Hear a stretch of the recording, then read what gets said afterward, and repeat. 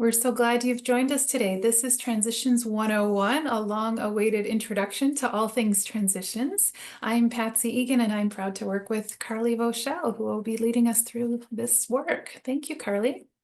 Yeah, good afternoon. If you are here for Transitions 101, kind of the basic building blocks of everything transition, you're in the right place, and we are going to go ahead and get started.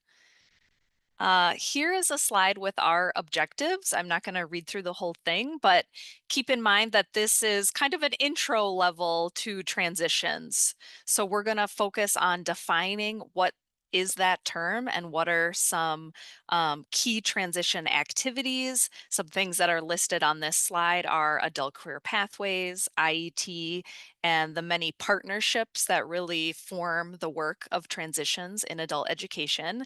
And then a lot of this session is going to be focused on what resources and professional development opportunities are available to you to go a little bit deeper into these topics. At the end, we're going to really ground our work in ACES TIF as something that you can take right back to your classroom tomorrow or next week and start to work on integrating these transition skills in all levels of the classroom. So that's where we're headed today.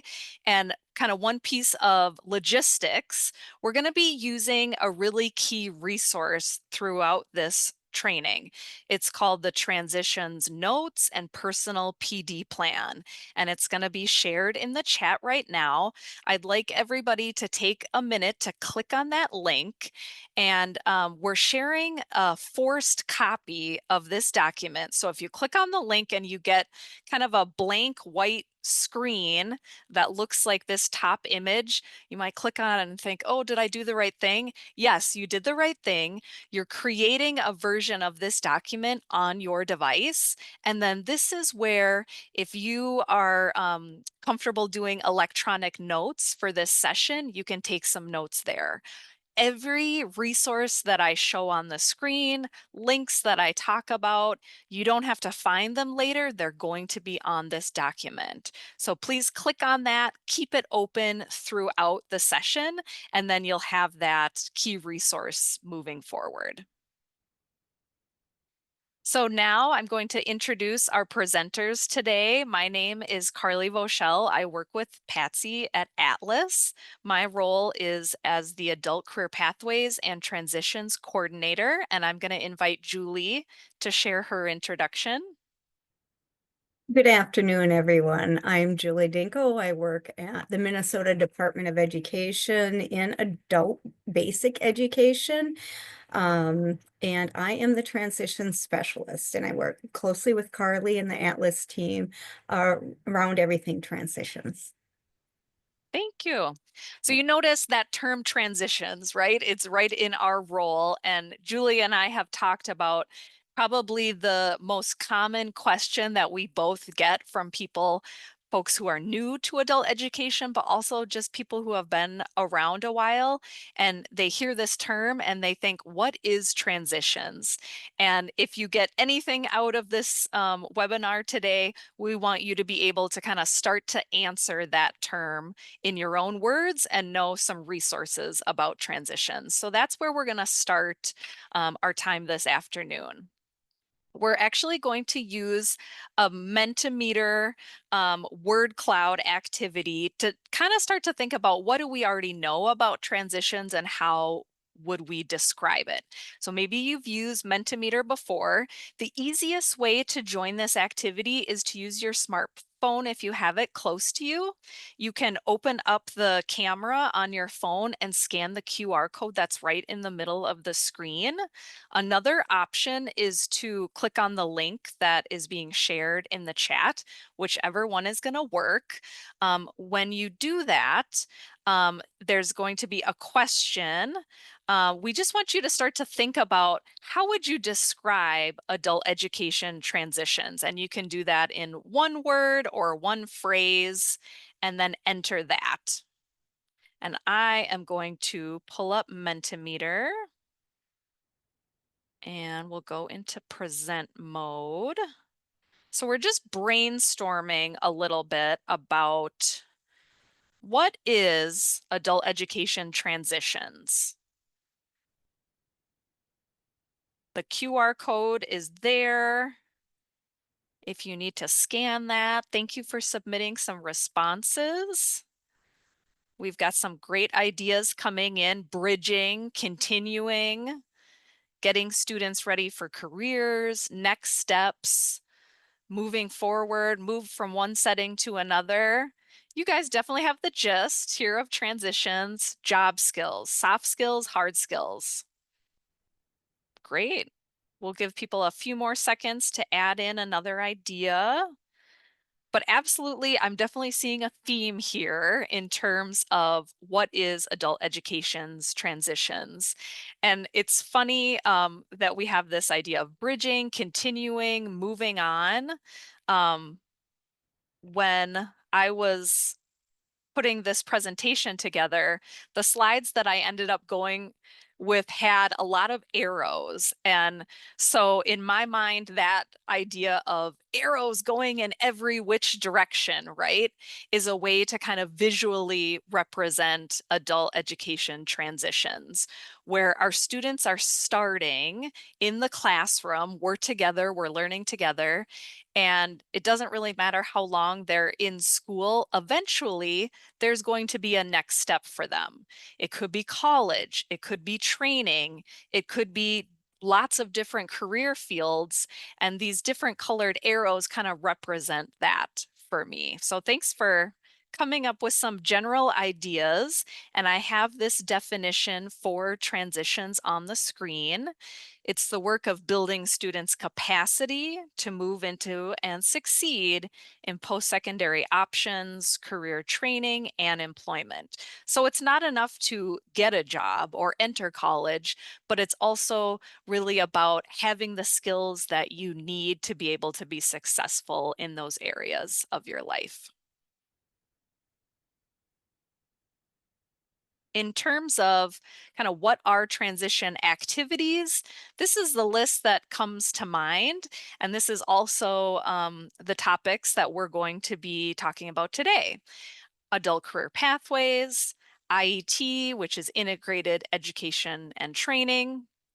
There's lots of partnership work that happens in transitions with various partners, including college, employers, and workforce development agencies. And then we'll talk about TIF today. All of these things on this list could be considered transition activities. Of course, there's maybe many other things, but this is going to be our focus for Transitions 101. So we're going to start now looking at transition regions. So our state adult ed system is divided or organized into 10 transition regions, and they're listed here on the map. And I have the titles listed out. So depending on where you live or where you work, it might be very easy to say, gosh, well, I'm at the, northeast corner of Minnesota, so this is my transition region. As you get kind of into the middle of the state, it gets a little bit trickier to figure out what transition region you are. But there are 10 of them, and it includes Department of Corrections. Regardless of the geographic area, that is one transition region altogether. Here is another way of looking at some of that same information. This list has all 10 of the transition regions. The title of them are bolded. And then each of the consortiums that are in the transition region are listed below. So I'm going to give the example of East Metro region because I am a regional transition coordinator for that region. So East Metro is kind of half the way down on the list. And within that transition region, there are actually 7 consortiums that are listed out. Burnsville, Farmington, all the way to South Washington County.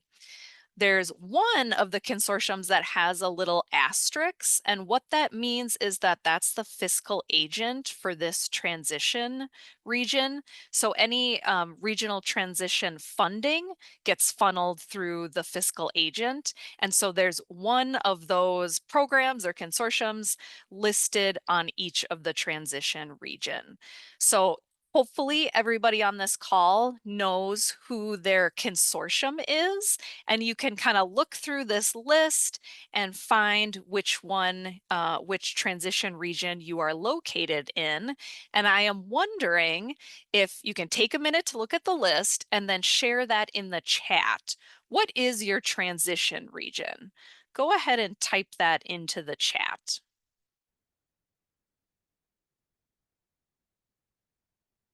Central Minnesota, Minneapolis, Northwest, St. Paul, Northwest,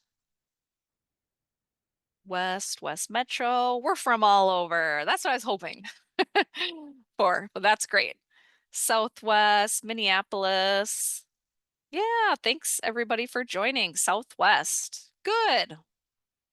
So that's kind of the first step, figuring out where you fit in with your transition region, right? Then we're gonna talk about regional transition coordinator. So guess what? We've hit our first acronym really for the day. There's going to be more, you guys. RTC, that stands for Regional Transition Coordinator. And each region, each of the 10 regions, has one or more person in that coordinator role, and they act as the main point of contact for anyone in that region. There's a list that I'm going to have shared in the chat for the RTC directory so that you can find out who is my RTC. I'll click on it here and show it on the screen. It might look a little small. So if you need to look at it if you need to click on the link in the chat, then you could maybe see it a little bit bigger. So your RTC name and then their contact information is listed on this directory.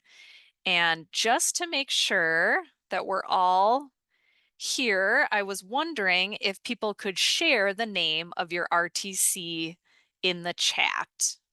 Just so you know, who is that person? Who is your go-to person with any kind of transition questions? That is going to be the first person you contact.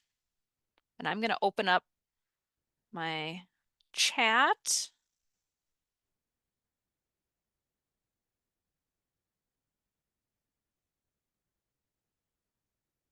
We've got some names here. Carolyn, Patrick, Damon, Mary Kate, Russ. Yeah. Russ again, Russ, popular guy. Yeah, thanks for checking on that. So you know your transition region and you know your RTC.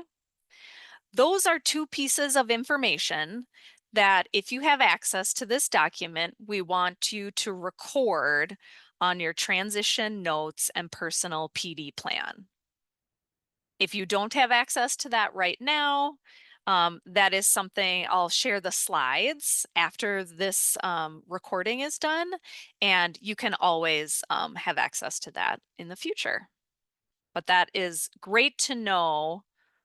Who is your RTC and what region are you in?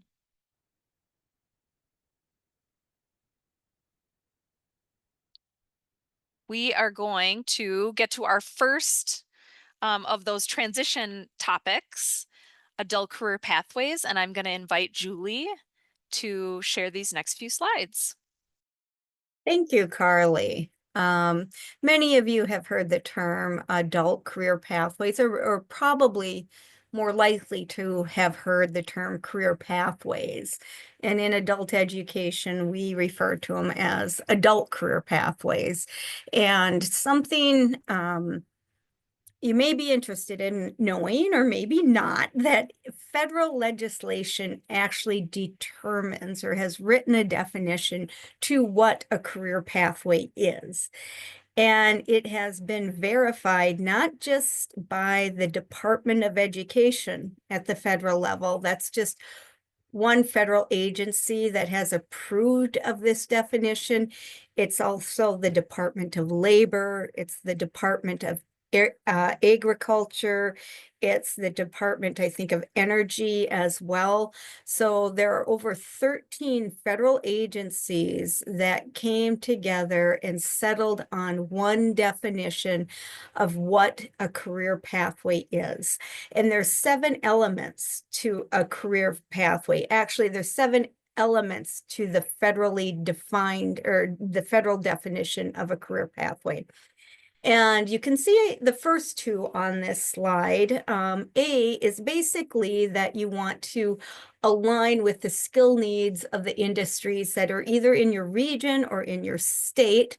And this makes sense because it would be very disappointing for a program and for a learner to design a career pathway where the learner has been successful and they received a credential and then they can't find employment.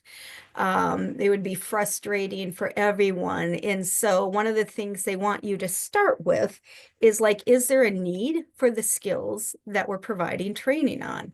So that's just like one of the first elements. And then the second, or B here, is that they prepare an individual to be successful in a full range of secondary or post-secondary education options. And obviously adult education offers like GED, HiSET, adult diploma. We're really good about offering like how to get those secondary credentials. And we're moving into more and more post-secondary education offers or education options as well. And what that might look like how do you do this at the local level or at the program level? And it might look like contextualizing adult education instruction to a certain industry, or you might build some of the curriculum around industry competency models. And part of a career pathway that's important to include both secondary and post-secondary is to make sure you have those multiple entry and exit points along the pathway so that an adult learner can stop off. Maybe their goal initially was to get a GED, but they really want to get a certified nursing assistant or an LPN certificate, but they need time to stop out and work and then go back to school. It's important to build that in an adult career pathway. And that's what this element B is really kind of drive at, that flexibility on an adult career pathway for both the post-secondary or the secondary and post-secondary level. And then the next element is C and D. And C includes counseling to support individuals. And this is very important for an adult education learner, is that they have individualized academic and career development support. It could be a career development plan that shows their unique steps that they will need to take to reach their ultimate goal. For instance, say you meet with them and they say, I want to be a doctor. Well, what are the steps that they are actually going to have to take in order to meet that goal? And a lot of times learners, by realizing that at least they have their goal in front of them, but it's broken down into achievable pieces for that particular individual. And then the other part of support services or supports is including the support services like childcare, transportation, financial aid, etc. Those are essential parts of a career pathway. D, we're going to talk about a little further on, but if you read this definition, it might sound familiar to many of you. It includes, as appropriate, education offered concurrently with and in the same context as workforce preparation activities and training for a specific occupation or occupational cluster. That is the definition of integrated education and training, and it is embedded in an adult career pathway. And we'll be talking a little bit more about integrated education training further on in this webinar. And then E, another element, is organizes education and training and other services, etc. You can read it, but basically they're saying to provide these services in an accelerated fashion. So the old model of we're going to have English language learning classes for 3 to 4 years. They're going to go Tuesday and Thursday nights for 2 hours. And then they'll be at language proficiency to go into developmental education or co-requisite at a local community college, and they can start their training at the local community college then, and that will take them like 2 years. And it's sort of disrupting that model and saying, no, these can be offered together. We can offer just-in-time academic support as we are providing training. And the acceleration piece, a lot of people will say the last thing adult learners is to be fast-tracked or to accelerate into these positions. They need time to develop these skills. That's a misunderstanding of like what fast track and accelerate mean. It's not meant that they need to do things quicker or faster. It's meant that we're accelerating the timeline to getting them the job and the education that they need in order to meet their specific goals. So that's E, that's acceleration. F is enables an individual to attain a secondary diploma or its recognized equivalent. And then they added in at least one recognized post-secondary credential, and that was added in here due to the tipping point study out of Washington State that said to pull an individual out of poverty, it is not only necessary to get their high school diploma, but to also get them a credential that is at least a year long at a community college or wherever, a year, but that many credits. And then they noticed a difference in the income that individuals can make. G is to help an individual enter or advance within a specific occupation or occupational cluster. And that's building upon those credentials, making them stackable, making sure that an individual isn't going into an entry-level healthcare training, and then the next semester they're entering into a welding training. That's not what we want, unless the individual finds out like, oh, I hate healthcare, I need something else. That's fine. That's worth learning about. But the idea is not just to offer all these trainings and they take them all. It's to advance them within an occupation or an occupational cluster. And with that, I'll turn it back to Carly. Yeah, thank you, Julie. I always appreciate hearing you talk about the federal definitions and stuff, because really breaking that down, it felt like half the alphabet going through how we define adult career pathways. It's complicated, right? This is tough work. And I wanted to just kind of follow that with an example and an image here. We've got a group of students from Rochester Adult Education and a class called Bridges to Healthcare. And just to show what this looks like on the ground level, right? In this program, learners earn a short-term industry recognized certificate while they're enrolled and have the support of adult education. And that's taking that definition and really putting it into practice, right?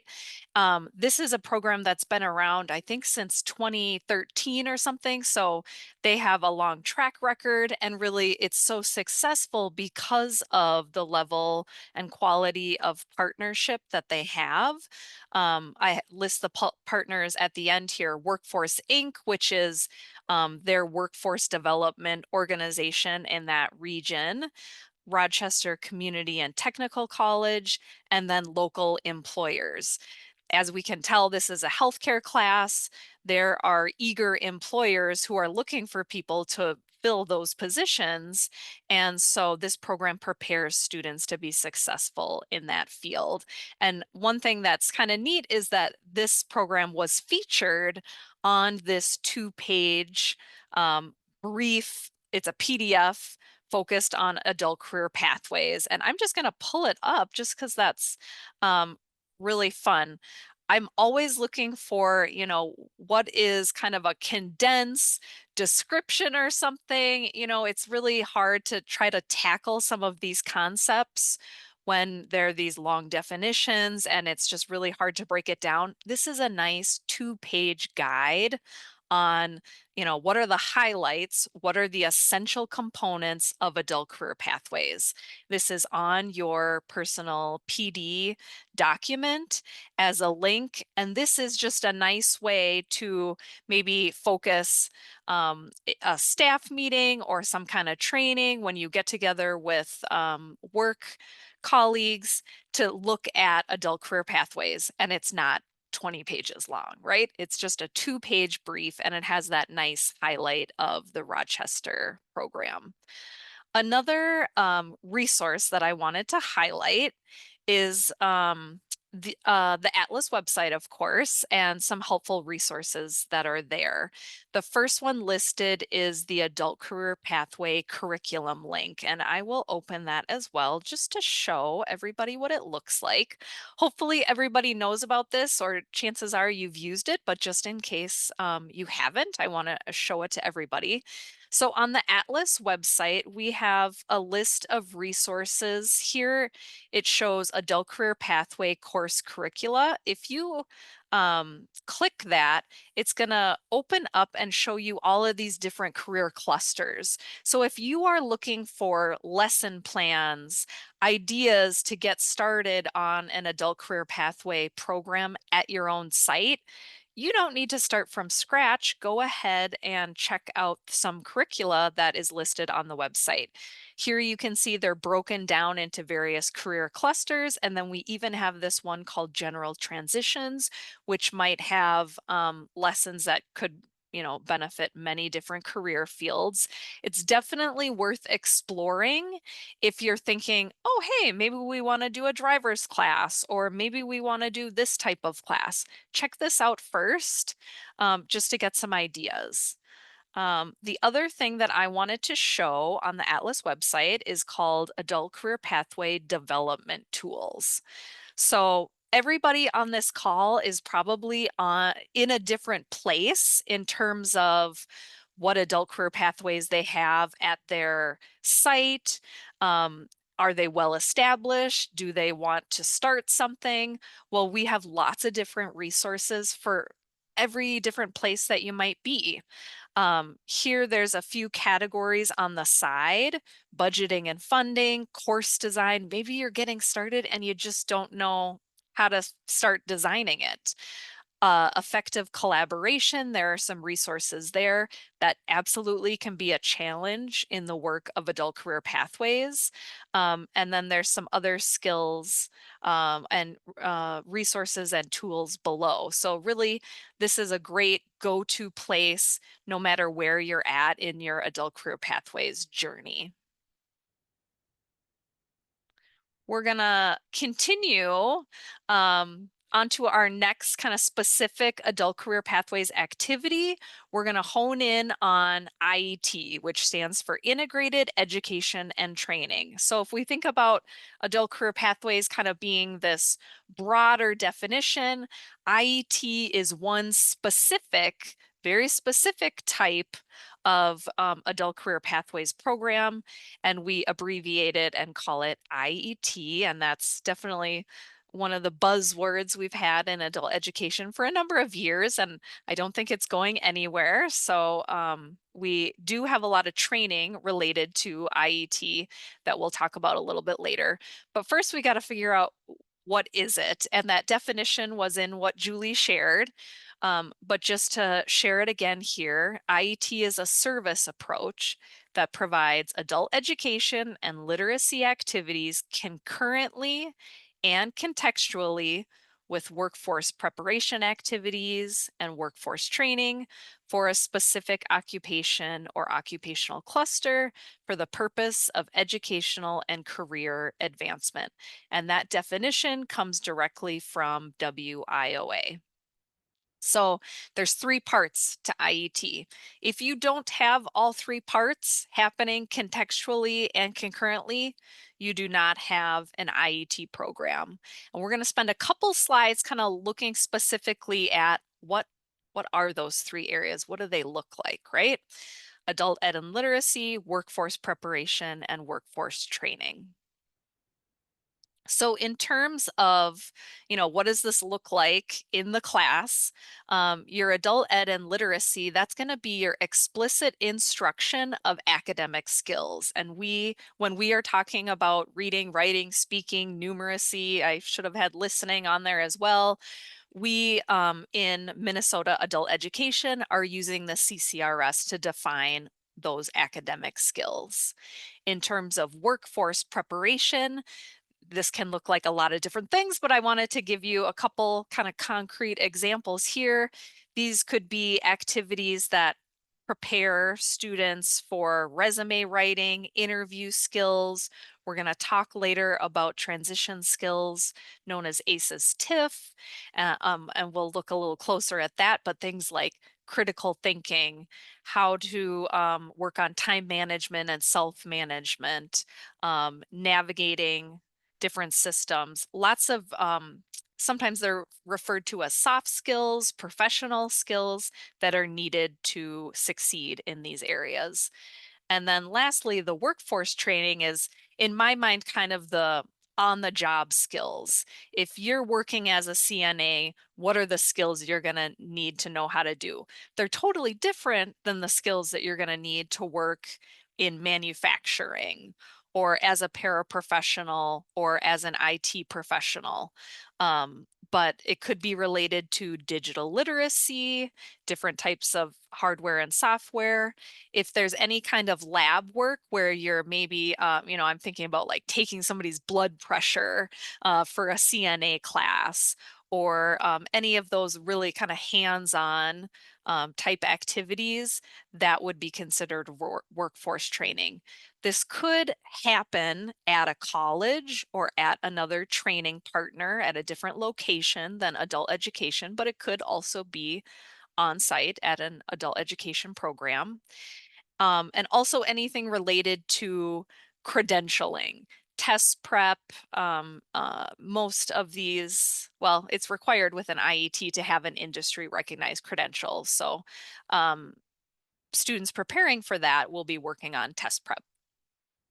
In terms of one of those concepts about contextually, if you're working on adult education and literacy, you're going to be working on academic skills, but it's going to be within the context of a specific career field.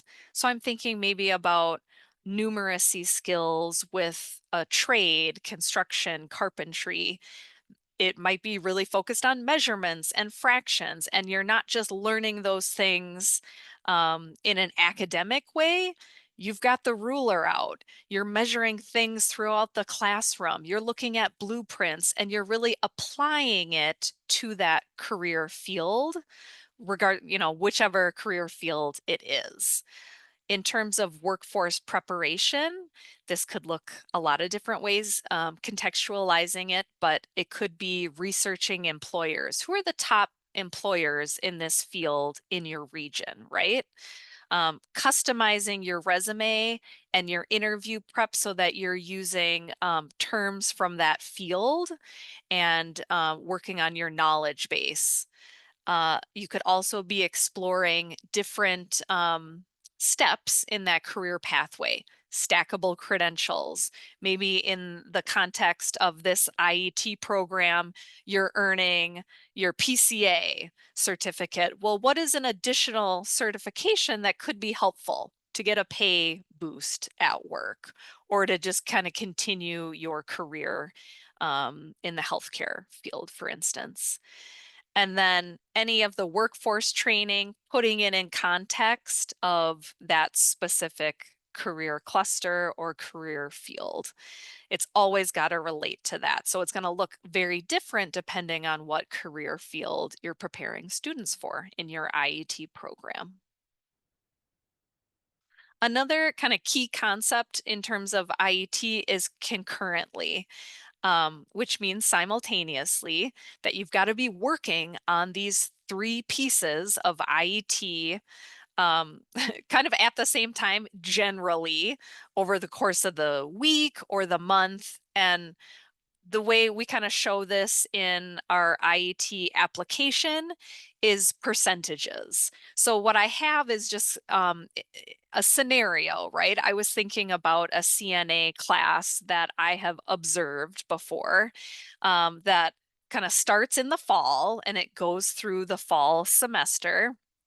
So here on this little calendar, I have that classes happening in September, October, November, and December. Well, in the first month of class, the biggest percent of the content is really focused on like medical vocabulary and some of those academic skills. And in the first couple weeks, they don't start to do their hands-on lab at the college. So that is what I'm trying to show with kind of the proportions and the percentages on this chart. Through the course of this 4-month class, those percentages change a little bit. In October, they start going on campus 2 days a week, 2 out of the 3 days a week, and they're spending a significant amount of time practicing hands-on. They're working with a training teacher at the college. And so those percentages kind of change. Overall, you're seeing a mix of all 3 categories, and it's not overwhelmingly one or the other. And in each month, they're not somehow missing one of the 3 components. So this is kind of a generalized scenario to show how it could look in an IET program. One example of it, right? Everyone is going to be a little bit different and unique. So IET, kind of like just like adult career pathways, is definitely a complex and complicated concept. And we do have some great IET resources for diving in, learning more, and kind of continuing with that professional development journey. And all of these links and the interest forms and course information is going to be on that transitions PD note-taking document. But I wanted to highlight a few of them. Atlas has some great webinar recordings focused on IET over the last year. The application, we've made some changes to it and there's more information that's available, but we also have some tools and national resources. One of those that I wanted to highlight is a 2-hour-long asynchronous course that's called IET Fundamentals.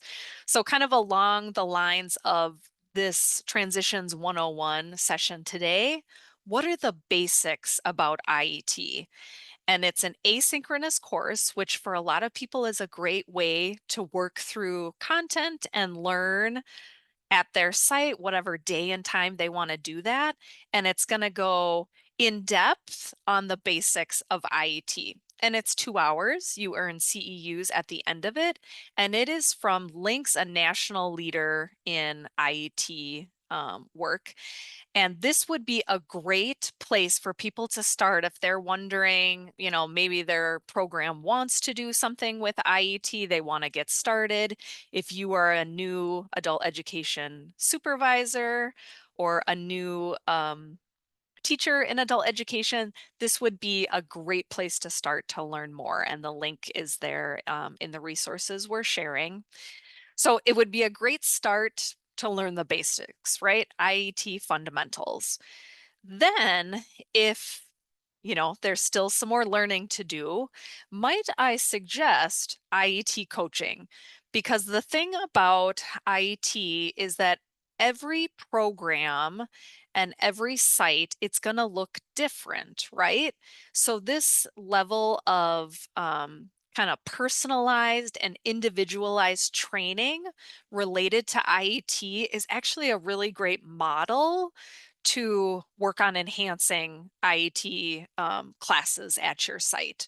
So Atlas is sponsoring IET coaching, and we work on matching coaches with mentees. So if you are thinking, yeah, there's a lot I need to learn, I'm not quite sure where to get started, and I need kind of a guide in this work, please fill out one of the IET coaching mentee forms. It's a short interest form, takes maybe 5 or 10 minutes. We just want to get your contact information. I can probably just pull it up here, actually. Some contact information, what you're thinking about in terms of an IET area that you'd like to work on. You know, maybe you don't have all of those details, but you have an idea about, oh, we're looking at healthcare or we're looking at something else, right? Just give us a little bit of information and then we can work on pairing you with a coach. And then the coach and the mentee meet, oftentimes virtual, but it could be in person, to work on that individualized IET professional development plan and help the mentee to meet the goals that they have. And each person's goals are different. So that is a great option. On the other end, if you are somebody that knows a lot about IET and you would like to offer your services as a coach, you can fill out that interest form, and that would be wonderful. I love the idea of connecting people, and we've got a lot of expertise in Minnesota ABE, and it's great when we can connect people and have the field enhanced by those collaborations. So the next slide is about credentials, which is oftentimes kind of that endpoint, that goal in adult career pathways and IET work. And I'm starting off here with just a fun fact about credentials in Minnesota. Since 2021, which really wasn't that long ago, right? We've had 1,200 credentials that have been entered into SID, our student information database. So we have a lot of students, a lot of learners in Minnesota adult education who are earning credentials. Some of the top credentials or the most common credentials are listed here. Certified nursing assistant, that's the number 1. Food protection is just behind it. There are many different types of certifications. ServSafe is one of them, but that's not the only one. And then community interpreter is also pretty high up there. I'm wondering, for you on this webinar, what are credentials that your students might ask you about? Or what credentials do you have at your site that are popular? If you could share that in the chat, that would help us just get an idea of what's popular, what's happening out there. You all are from around the state right away. CNA. Oh, okay. CNA again. Ooh, we got a welding certificate. That's great. What else is going on near you? What are students asking about? ServSafe, North Star, those IT certifications, CDL, commercial driver's license, paraprofessional. Yeah. Heather shared pre-CNA. Yep. And then certified food protection manager, the credential, and paraprofessional. Good. Yeah. CNA, interpreter, CDL, commercial driver's license. Great. I'm not seeing anything that I don't recognize, which I'm happy about, but these things change over time.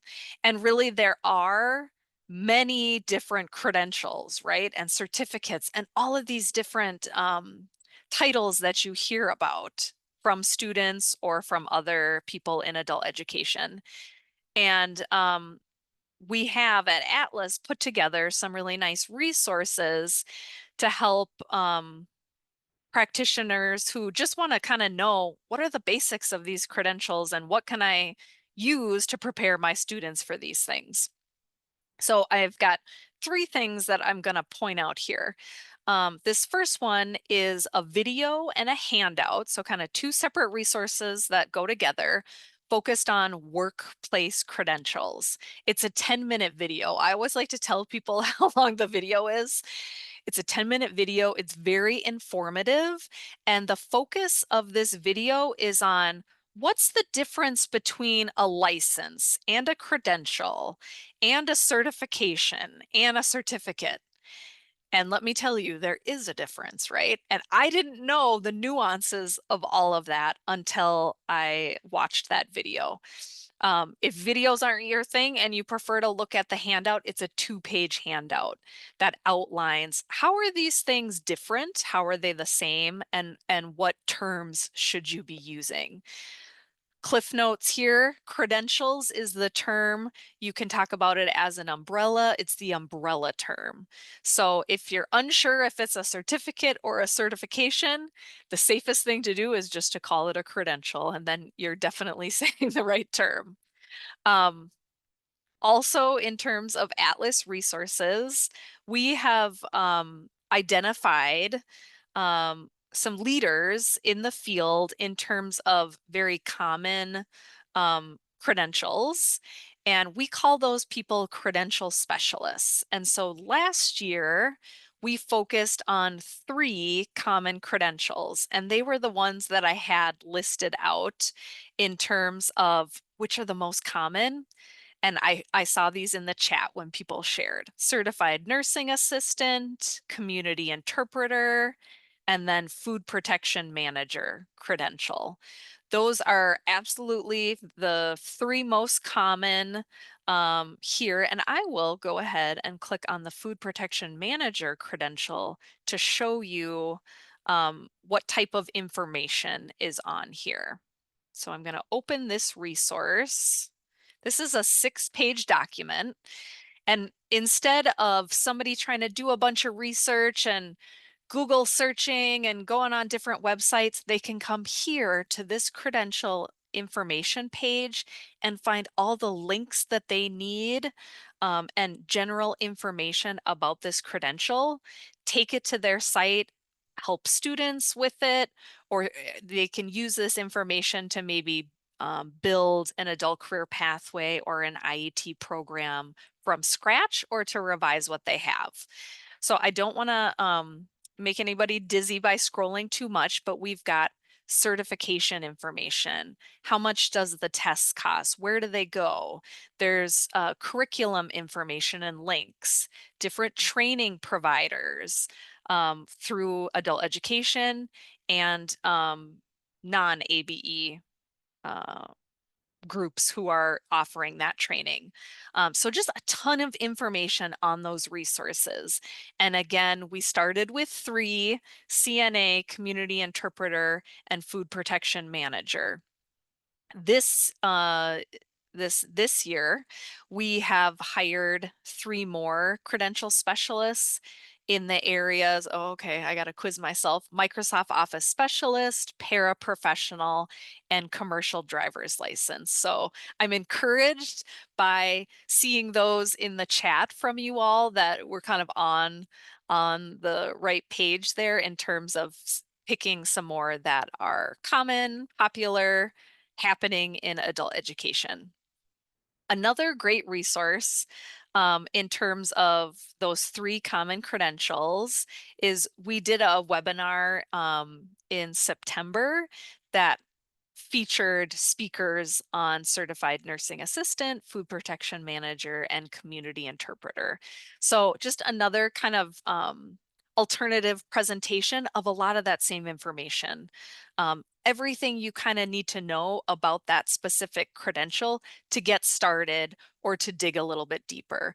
But we're putting all that information together for you to make it quick and easy to find. And that is on the Atlas website, and it's on your personal, professional, or your personal PD plan so that you have all those links and resources.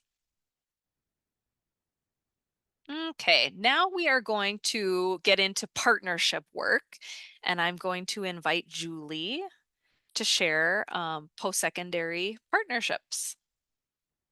Thank you, Carly.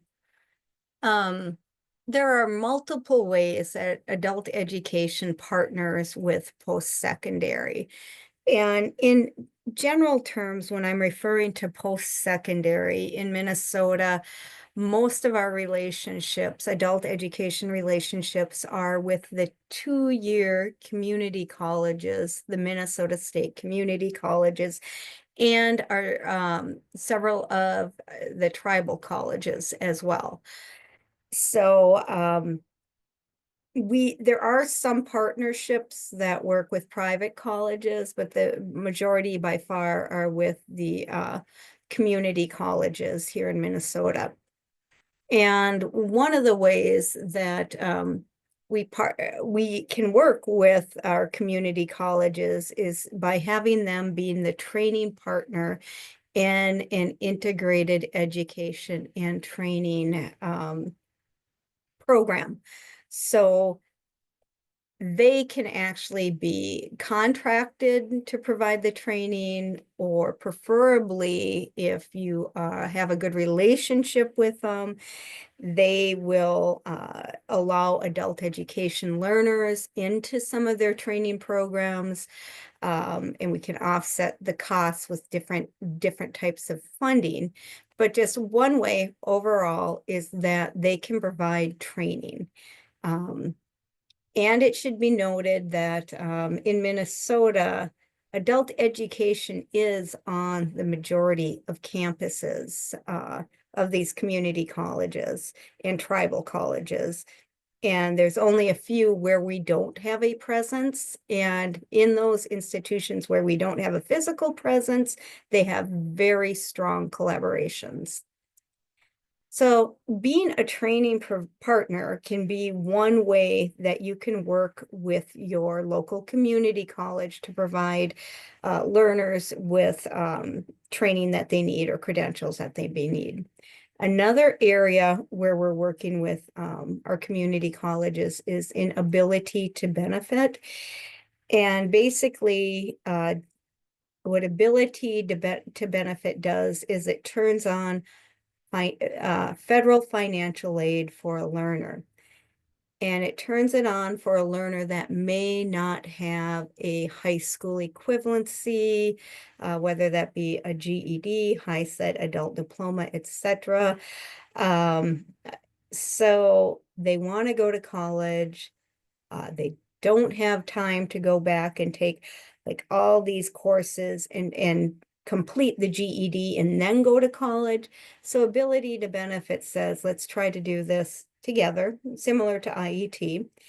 Does this individual have the ability to benefit from college courses? In Minnesota, we have a state process that requires adult basic education and community colleges to work together to help the individual not only obtain their high school equivalency, whatever that may be, a diploma, and enroll into college coursework. And this is something that you can check with your local community college or tribal college and see if they are participating in the state process for ability to benefit. And if they are, it's a great opportunity for a lot of adult learners to take advantage of. Another way that ABE is exploring partnering with post-secondary institutions is a co-requisite model. There used to be developmental education coursework at some of the colleges, and many of the colleges still do have some form of developmental education. However, in the future, like a few years from now, the college system is looking at getting rid of developmental education and requiring co-requisite coursework instead. And what that means is that you take a what's commonly called a gateway course at a community college, whether that's your introductory math course or English course, etc. But you're taking it with additional academic support. It may be more credits, but it's not like 2 full courses combined. And what we have been promoting in adult education is that adult education is the provider that is providing additional academic support in those classes so that the learner isn't charged additional credits for that. That's currently in development. Many of the community colleges are piloting this. Again, each local community college varies in where they're at with these, both ability to benefit and co-requisite. So it's important that you're connecting with individuals at the college that oversee this. And it might not be you individually if you're an instructor, but you should be talking to your RTC or your administrator and inquiring about these as possible opportunities for the learners that you have in your classes. And finally, another way that we partner with post-secondary is providing preparation courses that culminate in a certificate at the college. And a few examples of that are often like we might see English language acquisition for CNA, and then they enroll in a CNA course, or we have TEAS preparation, which actually prepares them to take an exam that will enable them to enroll in a nursing course at the college. But a lot of different types of preparation courses that lead then into college coursework. So the other 2 things that we're doing, and these are in pilot phases as well, but you should be aware of them and try to, both of these are done to provide better access for our learners to attend community college or colleges overall. One of them is guided self-placement, and that is a process that helps students determine which college courses are best for them based on their abilities, educational goals, and past coursework. So you should know what your local community college's guided self-placement process is. Some of them haven't changed much. Others have changed quite a bit, but at some institutions, what they're trying to expand on what this would look like to make it more encompassing so that a lot of them will just rely on a grade point average from high school. We serve so many learners that even haven't touched like the kindergarten through 12th grade schools here in the United States. So that doesn't work for our learners. So they're creating different ways that a learner can place themselves into college. Along with that guided self-placement is multiple measures, and it's getting rid of AccuPlacer as the only determinant for placing a learner into college or college level coursework. So that used to be a practice. It still is a practice at many of the institutions that they use AccuPlacer to place students into college or into developmental education. And during the pandemic, that didn't work because learners could not come in and take the assessment. So they tried a pilot, and the pilot seemed to work very well. So they're using not just one standardized national assessment like AccuPlacer. For students, they're looking at a lot of different options. One of those options is the Test for Adult Basic Education, TABE, which many of our learners take. And again, if the individual from your consortium that works with a local community college could advocate to have that included as one of their multiple measures, that'd make it so much easier for our learners to enter into college. And with that, turn it back to Carly. Yeah. Thank you, Julie. I am going to share just some ideas on additional resources related to post-secondary partnerships. Thanks for those key terms and what's happening. Um, Everything that I'm sharing here is on the Atlas website, and it's also shared in that personal PD plan that you all have access to. Um, the main page there on post-secondary partnerships has information on a toolkit that was originally developed for DevEd partnerships with adult basic education. And that's really where that work started, that helping students with developmental education classes. And now the way we describe that work is co-requisite. And we have what's called an affinity group. It meets several times a year, and I am listing the dates kind of coming up. There's going to be a winter meeting. There's 2 different days and 2 different times, and then it'll meet again in spring. But the idea behind this is there's adult education folks on the call, and then people from the college who are teaching those co-requisite classes, reading, writing, math classes. And we're having a conversation, which is kind of the first thing to establish that partnership, but also talking about things like what's working, what's not working, how are those guided self-placement and multiple measures, how are they looking on campus, which colleges are a little bit further along in the process of guided self-placement and co-requisite work. The way I think about the Min State college system is that they kind of work the same way as adult education programs. We each get to kind of have our own thing, our own specific classes, our own schedule. And so you can't really look statewide and say, this is how it's done. It's really at that local level, working on partnerships and relationships, which is really tricky. But it takes time, but there are some successes that are happening.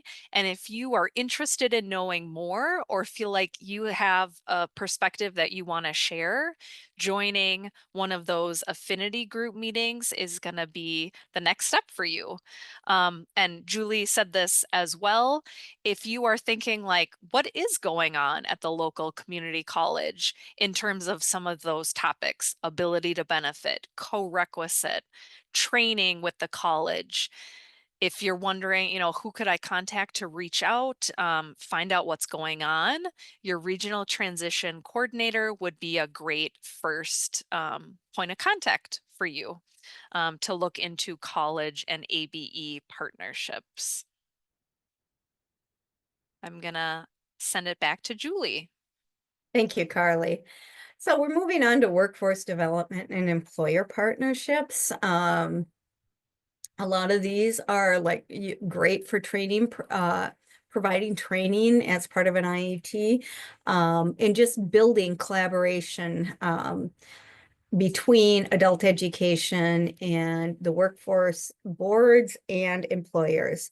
So workforce boards, there are 16 of them in Minnesota, and they do not follow school district boundaries. They have their own boundaries, and there's 6 workforce development areas, and they have a board that makes decisions around training opportunities, where to invest some of the funding, what type of training is needed, since over 50% of these boards have to be, it has to be employers. It's a good place to really connect with what are the employer needs in this area. And adult education is required to have an adult education representative on those boards. And they look very different across the state. But we've had a good set of representatives on the boards that have worked with our workforce partners in implementing some strong collaborations with them. Something else that is available through the state this is not federal, this is state funding, is a competitive grant program designed to provide like workforce development and training opportunities to economically disadvantaged adults. That's called Pathways to Prosperity. If they receive funding, again, through this current legislative session, there will be grants available, at the end of this session. And it's a good time to start thinking about that, thinking about who you would partner with, connect with your workforce directors in your local area. ABE originally was a mandated partner with the 3 types of pathway grants. I believe they're only a mandated partner with one of them. So this is funding that could go to support any additional programming that you want to do in your local area. Unions are another great collaboration. We have seen more and more unions reaching out to us to provide training. This can be difficult at times because often training provided by unions requires transportation, and not one of the barriers adult learners have is transportation. But for those that do have transportation and can be successful and want to participate in union training, working with them, having an ABE program, working with a particular union is a great way of making sure learners are successful. In particular, we're having a lot of unions reach out regarding offering English language acquisition courses or classes to help learners be able to do the academic reading that some of the training requires. And finally, Career Force, and I just left it as Career Force, but there's really 2 big pieces of Career Force. We have the Career Force centers that are physical locations across the state of Minnesota where a learner can go to get career services, individual services, and connect with potential funding sources that would pay for training for them, such as dislocated worker or youth worker, or I'm sorry, the youth grant, vocational rehabilitation. All of those partners are part of Career Force centers, and they have funding associated with them that can support learners in addition to like the adult education courses that they are taking. The second part of Career Force is the online presence of careerforce.com. And this is a great tool for learners to look at. If they're looking for employment, it's a great tool for ABE programs to look at if they're looking at what employers' needs are in their area. It's a great way to connect with the regional I'm forgetting their name, but they look at the regional needs within each area across the state. And all of those resources are on careerforce.com. So actually, I think it's careerforcemn.com for people that are interested in looking up. And all the ABE programs are listed on there with links to some of the classes. And our online statewide training courses are available on Career Force as well. Not available, but are promoted through Career Force as well. So those are just some basic workforce development and employer partnerships. There are many more.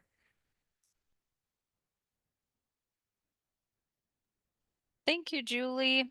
I'll share some resources that kind of align with what you just discussed, employer partnerships and workforce development. And I won't pull up these individually, but the Atlas website has lots of tools and resources related to workplace literacy, engaging with employers, and building workforce partners. Those came to mind as kind of like top challenges to overcome with some of this partnership work. And um, I included a little list here of just some ideas to start small with any of this, right? To further your own learning or to enhance some of these partnerships, you have to start somewhere, right? So just a few ideas here that I have implemented myself and found helpful: to just visit your local workforce development center or to visit an employer, ask for a tour, try to meet somebody there who's a great contact, who you can teach about adult education, and then start that relationship, right? Because that takes time. But if you can find somebody with passion for this work, somebody who wants, oh, I didn't know about adult education, you have all those adults there, and then start that two-way referral system with an employer or with a workforce development center, that can be really critical. One way to kind of show up at a workforce center is if they're having a job fair, show up and just meet a few employers, right? I did that one time at a Ramsey County library, and I didn't talk to everybody. I kind of scoped out certain ones, grabbed flyers, grabbed cards, and was able to bring that back to, the teacher that does CNN. Oh, here, or CNA, here's some contacts for healthcare clinics who, they were at a job fair, they're hiring. Do you know about them? And just to kind of start building those connections. And also with all these activities, if you feel like, I don't know where to get started or what's going on in my transition region, um, talking to your regional transition coordinator, asking the questions to them first is a great way to just kind of know what's going on, so where to build from, right? Let's see. We have a few minutes left, and we've covered a lot, but I've got a few slides now. For me, it feels a little bit more concrete in terms of knowing about these partnerships, knowing about adult career pathways and IET work is important. But for some of you on this webinar, you might be in a classroom 4 days a week with students working on GED, on high set, on a high school equivalency, working on English. And that's what you want some resources for, right?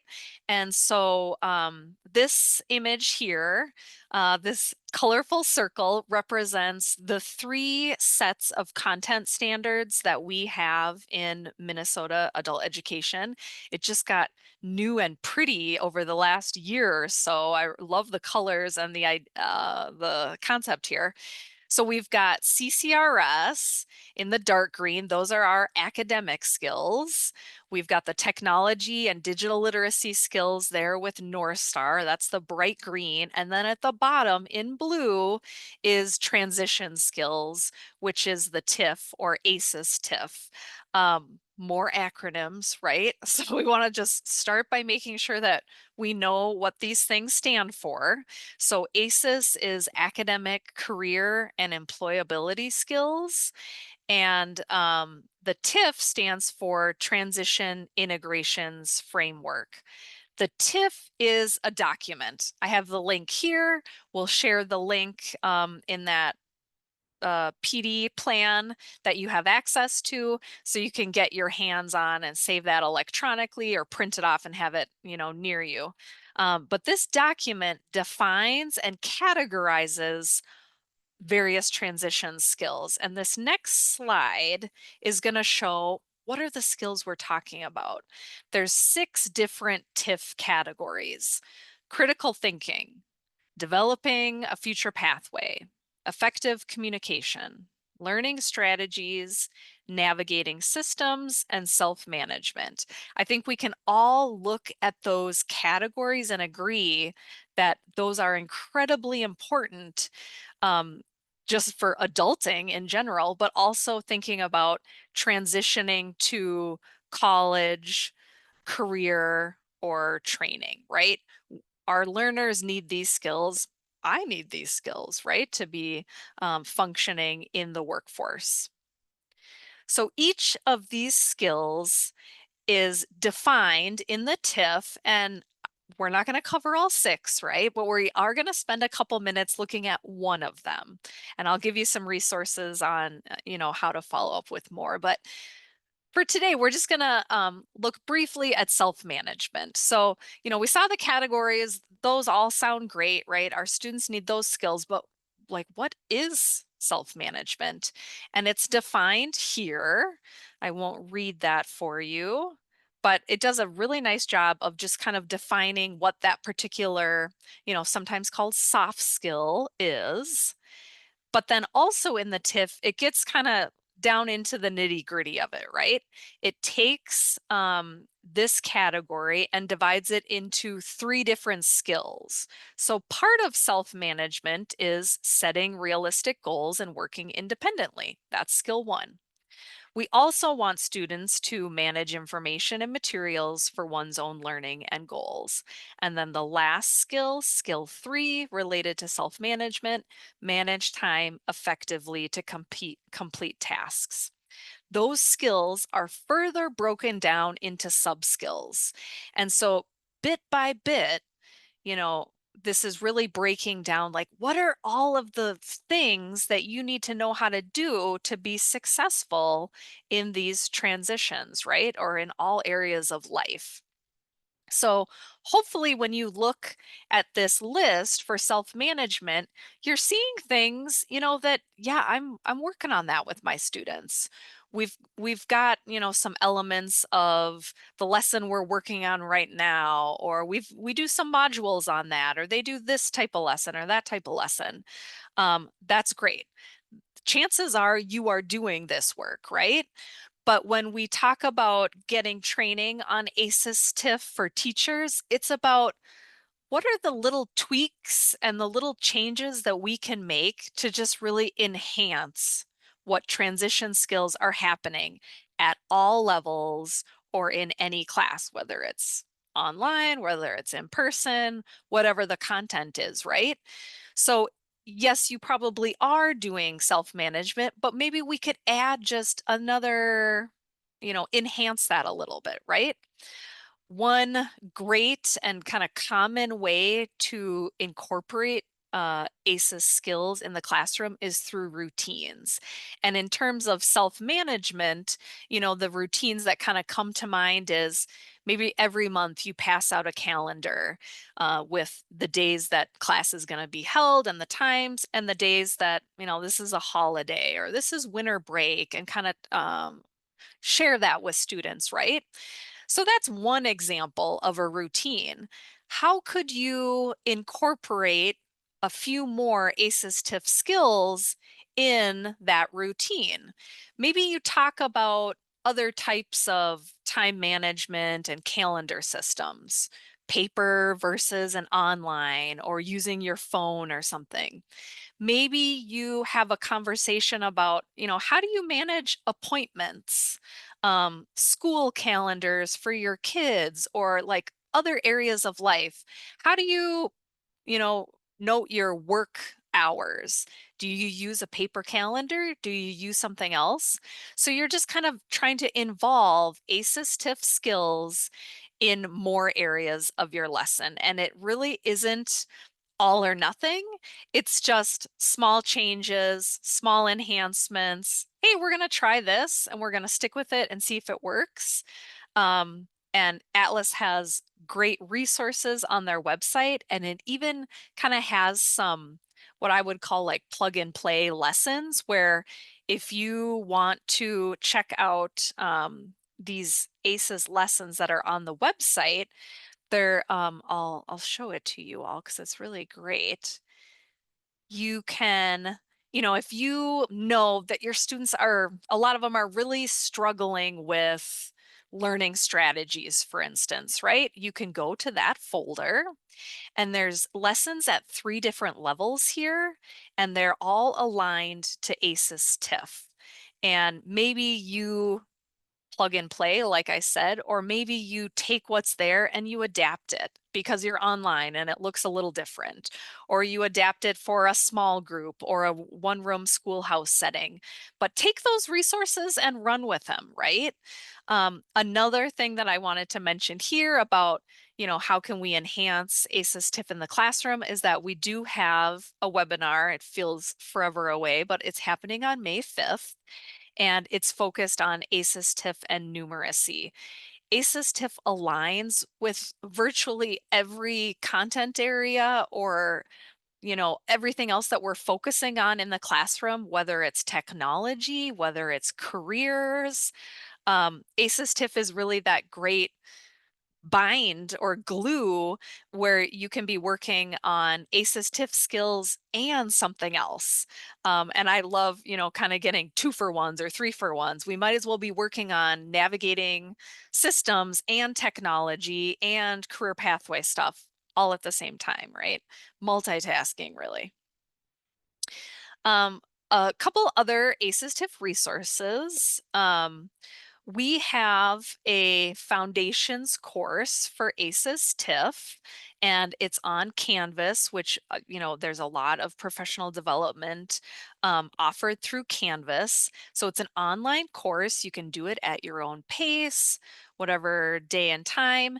And if you complete the course, you earn 6 CEUs. I'm wondering if people could share in the chat if they've participated in that online course. Over a year ago, it was in Schoology, and now it's in Canvas. It's the same course. Hopefully, if you have been in adult education for a while, you've managed to complete that course.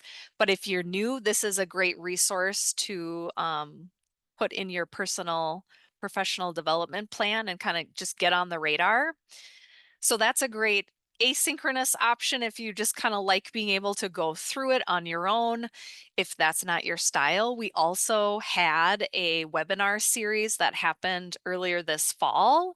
And so there are recordings on the MNABE YouTube channel. There's a specific playlist that has all 3 of the 90-minute recordings. Heather, who is on this call, was one of the facilitators, and the other one was Stephanie Summers, 2 people that know a ton about ACES TIF, and each of the 90-minute webinars, they covered 2 of those categories. So you could even kind of look at the different categories and say, well, I'm going to start by focusing on this, and I'm going to watch the recording and I'll go through that part of the course and just start there. Start small, right? We are going to take a little bit of a pause for a couple minutes here. And I'm just wondering, with all this information that was shared, if people could add in the chat, what is something that you saw today that you're going to dig a little deeper on? What would you like to explore further? What's kind of your first priority? Maybe it's ACES TIF. Maybe it's connecting with your regional transitions coordinator. Maybe it's something else. We'll give people a minute to think about that and share it in the chat. The ACES TIF Canvas Foundations course. I'll see you there. I'm the facilitator for that. So if you have questions, you can come to me. ACES Foundations course. Oh, okay. Heather is going to complete the links IET course. Awesome.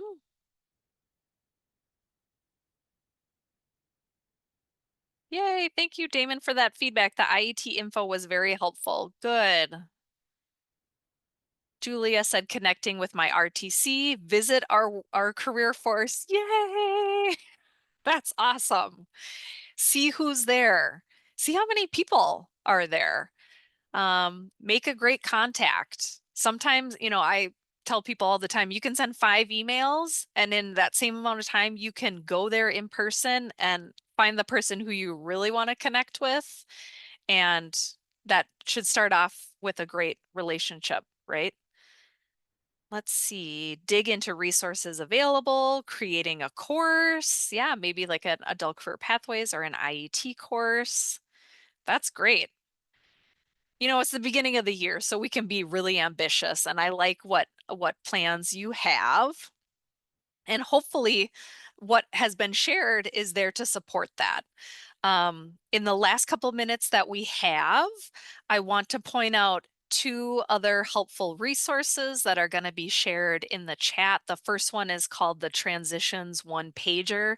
This is a resource that I update monthly, if not weekly, and it's got PD dates, webinars, in-person events that are happening, and also resources related to transitions. For me, what's easiest is to take a document like that, favorite it, add it as a bookmark so that I can go back to it again and again when I'm like, oh, I'm trying to find something on the Atlas website. Let me keep it handy, right? And feel free to share that resource, post it at your program or share it in an email. That would be great just to get the word out. And then Atlas has an announcement document that has all the training that's coming up in person and also virtual events. And I am just going to click on it and point out that coming up very soon is Language and Literacy, which is going to be in person in Bloomington, January 23rd to 24th. I think the last I heard we had maybe like 180 people who registered. So it's going to be just a great event in person. And I hope to see many of you there. And that is it. Thank you to everyone who joined. And thank you very much to Julie, who presented what I consider all the hard stuff, the definitions and these concepts that are really tricky. And I appreciate your expertise in this area as I continue to learn more. I just want to thank Carly for all of her work putting all this together. This was a lot of information. So thank you so much. And thank you to Julie for stepping in on several portions as well. I'll close the recording, but feel free to hang on if you have additional questions.